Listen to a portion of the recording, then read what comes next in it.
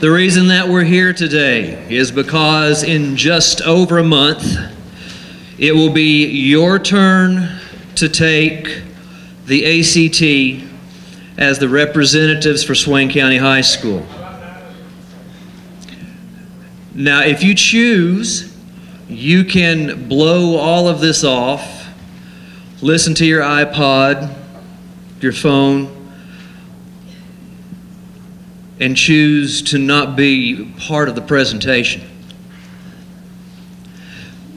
But I would advise you not to, because we're going to give you some quick ideas about how this can really benefit you and at the same time benefit the school. See, at this point, you're involved in something that is bigger than just you. Now, when you take the ACT, it will have a reflection and will even shape your future in some ways. But it's bigger than that, because this is a set of numbers that the state of North Carolina uses to determine how effective this school is. And before anybody starts using negative verbiage in your head, I think I can prove to you that this school is doing really, really, really well. Could we have the next screen? March 1st, it will be given here. Traditionally, what we have done is take the Freshman Academy over and put you all in groups there. We have usually, and I think we're again going to provide for you a light breakfast beforehand, because it's important that you have the right nutrition for your brain to have the right chemical activity. It's all physical.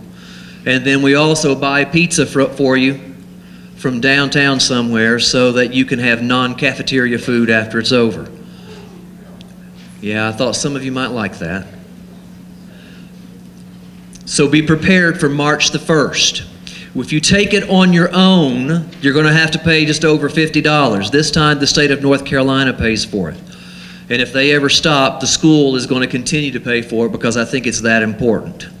Could we have the next? This is how it works. There are 4 sections. There's a reading section, there is a math section, there is a writing section, and there is a science section. When you take the SAT, you only have 3 of those. The ACT throws in a reading piece as well. You'll have about 3.5 hours to take the test. You can see how many questions there are, and they break up the times fairly evenly for that. Why should you care? You can read that when you fill out your college applications and your scholarship applications. One of the questions right beside the GPA is going to be, what's your ACT? I can promise you that if you score highly enough on the ACT, it will bring you some significant benefits. For example, so if you go to a 2-year community college and you score at those levels up there, when you walk in, you won't have to take placement exams. They'll just put you in the higher level classes. Otherwise, they're going to try and find out where you fit the best. So it's to your benefit to do as well on this as you possibly can. Could we have the next screen, please? Mr. Kerr, is that you? Or Miss Blankenship, would you push that button, please? You have been given a sheet of paper. That sheet of paper has some numbers. Okay, so take a minute and look at your paper and look at the numbers that are on it. I'm going to call you to close on that in about 30 seconds. So don't be talking and don't be messing around. Bryn, I saw.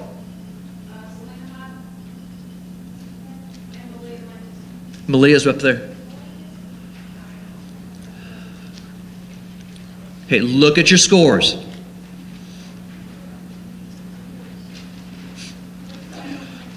These are not scores that need to be compared with someone on your left or your right. That's not the point of these scores. And this test, in my opinion, is not something that needs to be compared from person to person. Now, I'm going to do some comparison in just a few minutes for you to show you how far we've come as a school. But I don't want you looking at your neighbor and thinking, well, geez, they're predicted to have a 28, and I'm only going to have a 23. What's the point? No, that's not the point. The point is those, yes, ma'am? Oh. We've had a personality shift here. Those numbers that you're looking at are projections. Using some mathematical processes and some information that we have from the state based on, now listen to this, guys and gals, based on all of the testing that you've been involved in since 3rd grade. All of that testing. That's all stored in this great big program in Raleigh called EVOS. And every year, EVOS spits out predictions for you. And what we found is EVOS has been pretty accurate most often. Matter of fact, when Miss Patillo is looking at her upcoming biology classes, she first goes to EVOS and she finds that the predictions are almost spot on. So we took the EVOS scores and then we did some calculating and we said, this is how we think this student will score on English and this student will score on math and overall what their numbers will be. But we also know that with this class and with you guys, that those numbers are probably low. And what we're doing is we want to encourage you to prove that those numbers are low. You see, for the first time, we have been able to make some predictions for a class. Now listen to this, guys. I've been waiting for weeks to say this. For the first time, we think that we've got a group of students who have worked hard enough, who have studied enough, who have paid attention, that we can actually attack the national average for the ACT for the first time.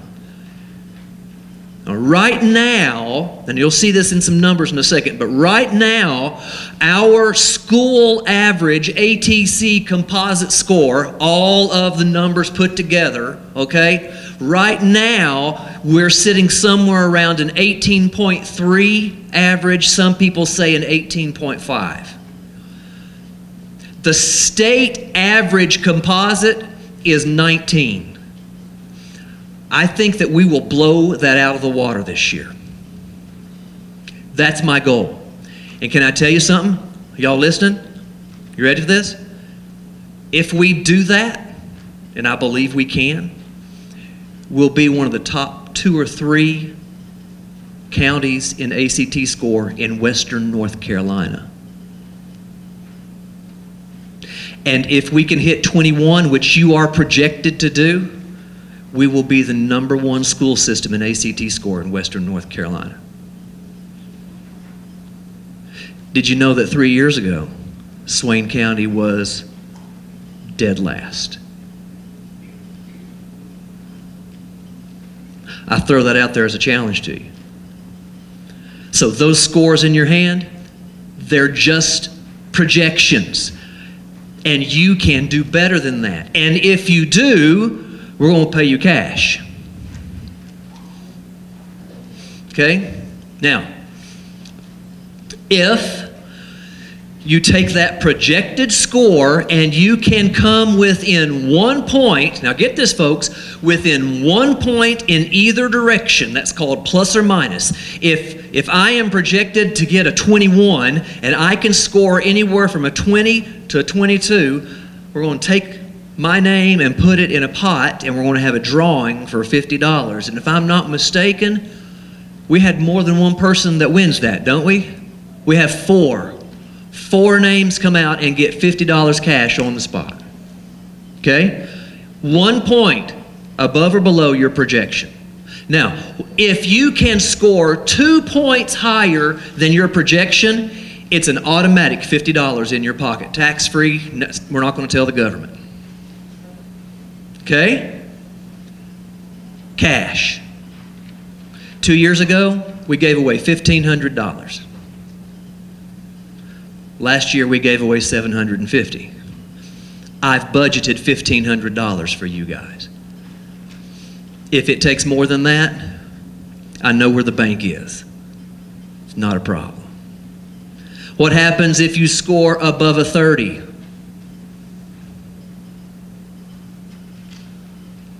An instant $100. But Mr. Sale, my projection says a 22. I don't care. That doesn't mean you can't score 30. Come to some ACT prep stuff we'll have going on starting Fridays. We're going to have links on that you can go to during career prep for the next month, and you can start doing some practice work that way. That way you can get ready for it even more than you're already ready for that. If you score a 24 or a higher, you get a patch to put on a Letterman jacket that says ACT. And if you don't have a Letterman jacket and you get one of those patches, you qualify to buy one. I wish I could buy one for you. There's not enough money. There are some people who don't participate in athletics or don't participate in band, and they don't have an opportunity to get a Letterman jacket. You can through this.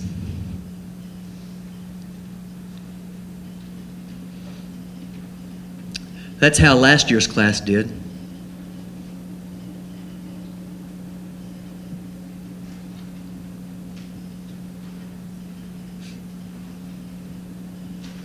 Can we see the next slide, please? If you take these scores that we're talking about, these guys who make this test have studied how students have scored in each of those 4 different areas, and they have developed what's known as a benchmark score for reading and writing and math and science.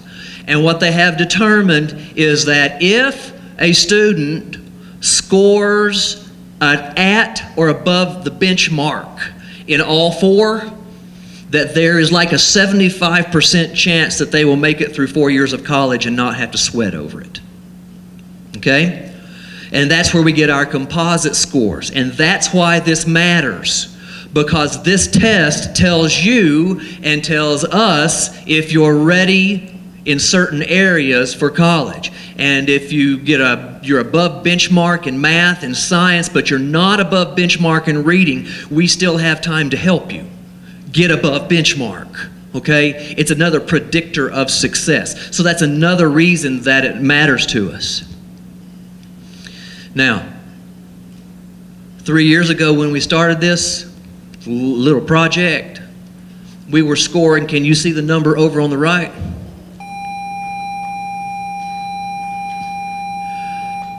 Our composite average for Swain County High School was 16.8. The very first year that we started paying attention to it, look what happened. It went up a full point. That doesn't sound like much if you were taking a test in, I don't know, Miss Clemens' class or something, right? A point. You like a point? Okay. In ACT world, 1 point is huge. 2 points is amazing. 3 points is, wow, it's time to celebrate. See where we were last year? I want a 21. And this is what I'm willing to do. We're going to send out a survey to you by email, only to the juniors. And we're going to say, if the junior class scores a composite of 21 or higher, what would you all like to do? Did you get that? What would you like to do? Now, the sky is kind of the limit, but there are some things that are not going to happen. There's not going to be any nudity. Okay? We're not going to break the law. But we'll do some other things, and it is up to you what those are. So I want for you to answer that email and put legitimate things that we could achieve, that we could do if you score a 21, and make it worthwhile. I think, you know, Mr. Kerr shaving his head, okay, but really, what about a half a day off from school?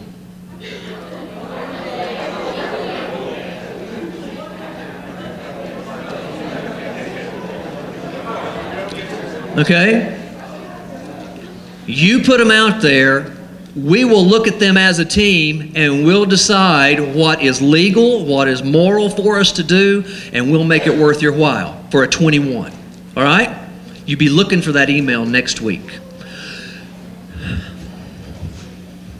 I want to tell you some numbers. CPR is still on today for those students who needed for graduation during the 5th period. CPR is still going today for all the students who needed for graduation. 3 years ago, I had some charts made, and we looked at it from the perspective of competing against the same teams that basketball and football and track and volleyball, all of those groups, golf, compete against in our conference or in our region. And included in that are places like Hendersonville and Transylvania County, who is a powerhouse in testing. And we didn't put in Polk County because we don't really play them very often, and some others. And we found that if we had been playing ball using ACT scores as the final score that year, we would have been 0-8. Because our score at 16.3, which you saw, was worse than, or 16 point, whatever it was, 8, was worse than everybody else. I have last year's comparisons. You're the first people to hear this outside of the principal's rank. You ready for this? Out of 8 classes or 8 schools that we play, we are now in 4th place. In 3 years, from dead last. That's an accomplishment. You get a 21, you know what'll happen? You'll be in 1st place. Nobody in this region scores a 21. Okay? Let's talk about subject areas. English. The school is in 4th place in the region, against those schools, compared to those schools that we play in athletics. Reading, 4th place. Math, 6th place. Y'all can blame the teachers all day if you want to.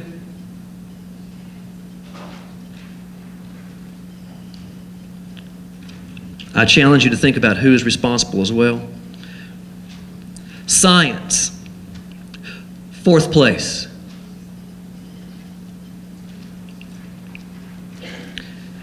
You ready for this one? I'm so excited about this one. Writing, 2nd place. Now, are you willing to step up and take the challenge? You with me? Come on. Are you willing to step up and take the challenge? Are you willing to approach this with the same energy and the same excitement that last night's wrestling match had in it? What about the same amount of energy that I saw last year at the conference regional championships? You all weren't there, but I was, and I want to tell you what, for track, I want to tell you what, I have never seen a group of students work any harder than those guys did last year, boys and girls alike. Are you ready to put as much energy into this as the football team does whenever they're up against it, and it could be the last game of the year?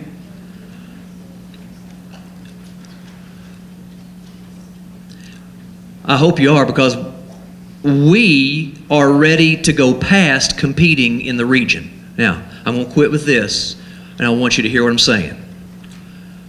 It's time to stop competing against the region. It's time for us to start thinking we're in competition with the world. These are the scores that are required or are looked for by these colleges and universities. I want you to pay attention to one in particular, and that's Western Carolina University. Used to be, folks, when I was getting ready to go to school, or even after I was at Western finishing up some of my work, that the saying was this: well, apply to where you want to go and apply to Western, because at least if you don't get into where you want to go, you can always get into Western. Last year, 17,000 plus students applied to Western and less than 8,000 got in. You don't just get into Western because you fill in an application and pay them their money anymore. We've had these in front of us, some of these as goals forever. You ask kids in the middle school, where do you want to go to college? And you know what they say? Chapel Hill, Mr. Sell. NC State, Mr. Sell. Duke, Mr. Sell. I don't know why they have Appalachian State up there with those. We're going to take that off.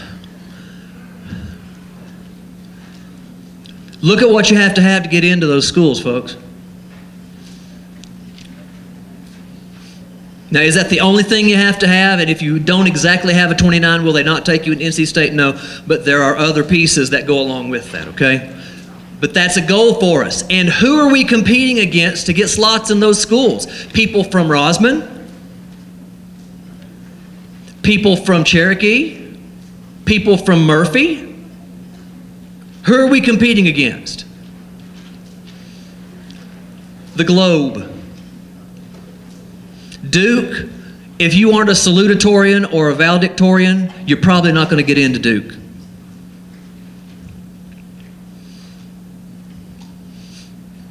Don't let that discourage you. Work at it. We're competing globally, and we're ready for that. Which is why, what's our next slide, miss? Which is why I have this young lady on campus today.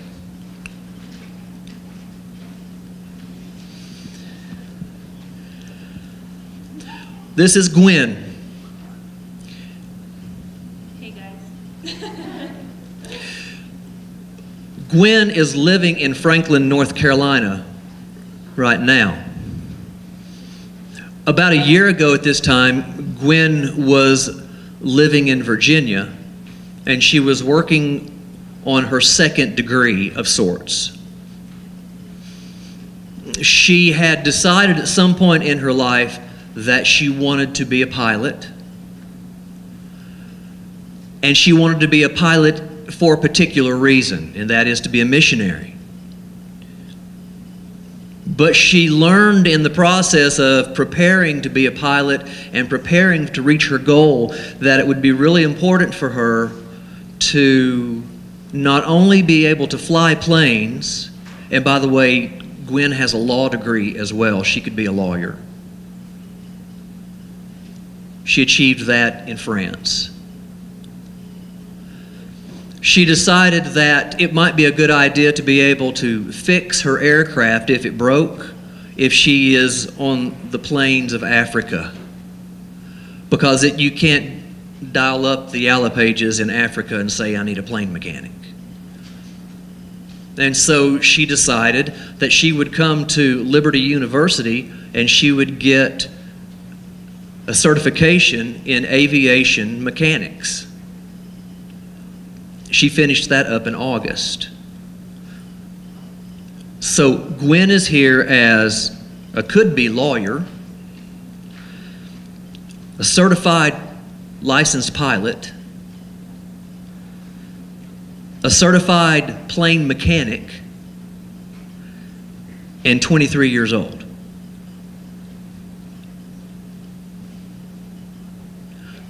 I read about Gwen in the Smoky Mountain Times last week, and I went, I want to meet this girl.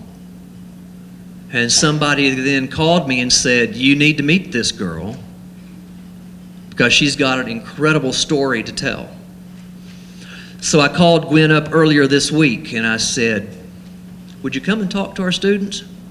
Because what I want for them to know is that Gwen is who we are competing against. I told her that I was going to say this a few minutes ago. I said, Gwen, you understand I'm making you our target. Because she has achieved incredible things that you all can achieve as well. Now, Gwen, I've got a couple of questions for you, okay? Are you looking for a boyfriend? No, I'm... Okay, I just wanted to clear that up really quickly. All right. I know you weren't expecting that. I just want to get that on the table and get it taken care of. That's not why we're here, okay? Gwen, tell me about your school experience before you got into the university system in France. Okay, so all up until high school, throughout high school? Is that, okay. Okay, so as Mr. Sale explained, so I was born and raised in the suburbs of Paris, France, and but I have dual citizenship. My mom is American, she's from Miami, and so all my life I was raised in international schools. Basically what that is these schools are for people who are just like me. They're bilingual, so they've got a parent who's French and then a parent who's like American or German or Spanish, etc. So I was in, it was like a French school, but I was also in the American section. That was really tough. School in France, the school system is extremely strict. Teachers will look to, you know, I shouldn't be so harsh with them, but a lot of them will bash you down. They do not encourage you. A lot of them are fine with, you know, they're handing back the results from a test and they'll read out loud everybody's grades and be like, oh, so-and-so, you only got a 40. You better work on that. So some people don't care about that. That was really hard for me. I'm more of a sensitive type girl that was, you know, receiving very little to no encouragement. That can be really hard. And so school is very competitive. By the time you get to high school, you have to have a good idea of what you want to be doing later on. Because what happens is general high school in France, they place you in one of 3 routes. And what I mean by that is you have the scientific route where you'll be studying all the general subjects, but you'll be doing a lot more math and science and physics than your other peers. You've got the economics route, and that's where you'll be doing a lot of economy and finance. And finally, you've got the literature route, and that's where you're going to, again, you're still going to have math and history and all that, but you're going to studying a lot more literature and language and philosophy. And the reason they do that is by the time you hit college or university, I've been using the terms interchangeably. We don't really have a distinction in France. It's just, I don't know, yeah, college, university, same thing for us in France. So by the time you get there, see here, from what I understand you guys do, most of you will go on to do a liberal arts degree, some kind of general education once you graduate high school, and it can be 2 to 4 years. Well, in France, you specialize right away in what you want to be doing. So I was talking about high school and how you've got those paths. You need to, the reason why they specialize you is so that once you get out, for instance, if you want to be an architect, you better be sure you chose the scientific route in high school. Or if you want to be a business major, you know, better be sure you chose the economic route. That's kind of just an overview of what it's like growing up and studying in France. So why is it important to know that if you were competing against a student from France, that they have chosen a path since the beginning of high school, and when they went to the university or to the college, they immediately began to work on that. There was no general studies. Why is it important to know that? Because they're coming to us with much more experience in a specialized area. They've spent more of their time working in that one area, whereas in America, what do? We spread you out, don't we? Right? You've got English and math and science and this and that. And you don't really get to specialize in high school unless you make a conscious effort to choose classes that let you do that. Right? And in college, the first couple of years, what will you be doing? Science and math. And then finally you get to specialize. These guys have been specialized for 8 years already. And that's what we need to compete with. You with me?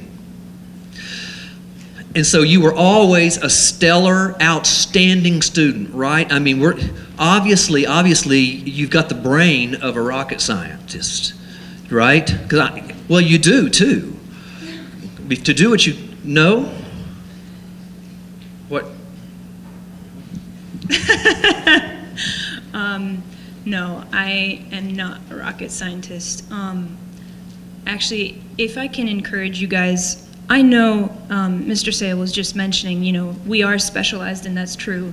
And from, when we hit high school, we have to have a pretty darn good idea of what we're going to be doing later on. And that can be really scary. Some people have an idea. Some people from a very young age on have an idea of exactly what they want to be doing. But I don't know about you guys, but a lot of us don't have that. And that's a lot of pressure to have, because to be deciding at our age, in our age group, I'm assuming I'm older than you all, but to be deciding at this age what we're going to be doing, that's pretty daunting. Yeah, I meet a lot of people. I am 23. I have a degree in French, UK, US law. I have my pilot's license in both Europe and the United States. And I have now, since August 2015, my aircraft mechanic license. I meet a lot of people who are like, whoa, and you're 23? A lot of people think, I receive a lot of compliments, blah, blah, blah. And I appreciate that. But the truth is, it's only since, I actually haven't shared this with any of the groups. I've been speaking to people since 7:30 a.m. I've been speaking to groups since 7:30, and I haven't mentioned this yet, but until, so high school in France is 3 years, not 4. And until my first year in high school, not only was I not a good student, I was actually a very rebellious student. I started off school when I was a kid, so again, it was international school, but still, a lot of it could have been similar to what you guys were doing, just with an extra language. And when I was a kid, the best way I could put it is, let's just say I did a lot of daydreaming. Didn't have any particular direction in life. School, I actually did not enjoy reading, for instance. I think the only thing I really liked was art, believe it or not, drawing. And so all throughout school, got bad grades. I was more of your C student. When I got to 7th grade, that's when they decided to hold me back 1 year. I don't know if that's the expression. Basically, you have to repeat the year. So by 7th grade, I was repeating the year. And that's when, since I was not a good student, that's when I decided that the cool thing to do would be to use that and be the funny/rebellious student. So from 7th grade on, started hanging out with the wrong crowds. I was very, I'd just go skip class. I even had some teachers who would be like, Gwen, no, don't bother to show up in my class. It was that bad. And when I wasn't even supposed to go to high school. I know, it's gonna be, they told me that I probably would not be able to make it through high school, so they were gonna send me to a technical school and to be like a hairdresser or esthetician, and that's fine, because I mean, I like makeup and I'm sure that'd be fun. And we need those, you know, we need hairdressers. But that's basically what I was told. Well, when I was 16 years old, my life changed around. And I started realizing, so I was pushed through high school. It was kind of they gave me a one last chance, so I went to high school. And within my first year, my life just completely transformed, and I started realizing the importance of working hard. And okay, so when you consider that all those years of school, I don't know how long that was, like 8 years or whatever, that I pretty much wasted, some of it just because I just didn't feel like I was, you know, I was just a slow learner too. That's one of the things they say bilingual kids, I don't know if any of you here too are, you know, speak another language, have a parent who's from another country, but they say bilingual kids are, you know, can be smarter than average, but the problem is they're often more slow to learn. And that's been one of the things, you know, when you, from the moment you're born on, when you're learning 2 different languages, it can get confusing. So I was just slow, and then I went into the whole rebellious thing. That was kind of the outlet I found. Well, by the time my life turned around, I had all those years to catch up. So I worked really, really, really hard. And of course, so this is just a little, this is me personally. I'm careful of how I'm saying this. I've mentioned this to a few groups. I know this is a public school. Guys, I am not here to evangelize you or anything. I didn't grow up in a Christian background. I grew up in a very different background than, you know, I was saying I'm driving down, I'm now currently in Franklin, North Carolina, and I was driving down the main street and I saw a billboard with the 10 Commandments on it. I was like, what? You would never in a million years see that in France. So I didn't grow up in a Christian background, didn't have Christian friends, whatever, but when I was 16, through a certain event, I came to know the Lord. And so that's me personally, I'm, like I said, but the thing is that had a huge impact on my life, and ironically, a lot of things started changing, including school. Now, I'm not saying Jesus is going to do your homework for you. Don't get the message wrong. But point being, that is something that has, it's just part of my story, and it's true. I am moving towards missions, aviation. And yeah, my life has changed around. And why I'm being transparent with you guys now, because again, I mean, I've been talking here since 7:30, and everyone, and it's like this over the past couple of years, everyone who meets me, whoa, you've accomplished so much, you know, that's amazing, and this and that.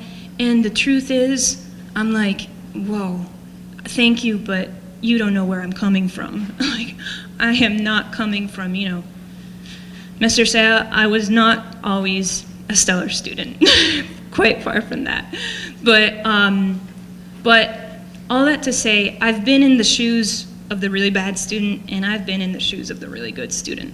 And if I can encourage those of you who are struggling, if I could make it to where I am now, there is hope.